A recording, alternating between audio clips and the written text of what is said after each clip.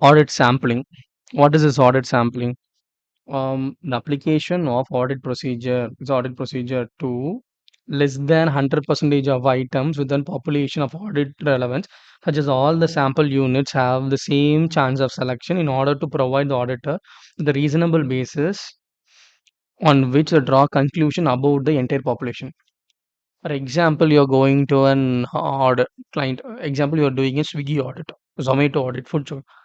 You think you can see all the invoices? For example, each day there is a million purchase order in Swiggy and million delivery. 10 lakhs. 10 lakhs deliveries happening all over India. You are the auditor of Swiggy and Zomato. What happens? Can you do 365 days? That's crossing crores. You can't view everything. So now what we do, we will have a sampling method. Sampling method, what they say as per the definition, audit sampling is if there is no bias in this sampling, you say I see this sector, that sector. No, you choose randomly. That is random sampling.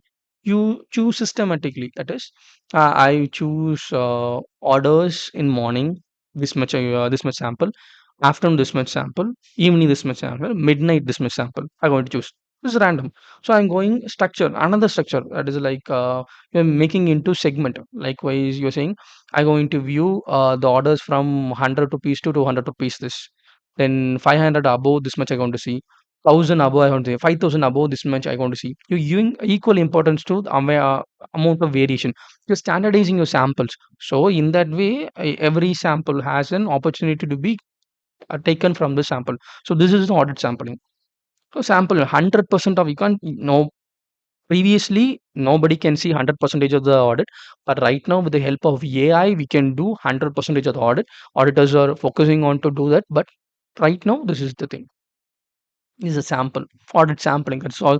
If you do the audit through audit sampling, example, you out of that you took only 5% of total sample, you did the total sales vouching by 5%. That's okay. You should have reasonable assurance that whenever you do an 5% sample, you should see whether there is a misstatement, there is any misstatement or material misstatement is there. If there is any material misstatement, that is, you find that the organization have crossed their lines, they have not followed the rules in something, you should increase the sample to find out that segment. You should increase it. Such a way you do the audit. Okay.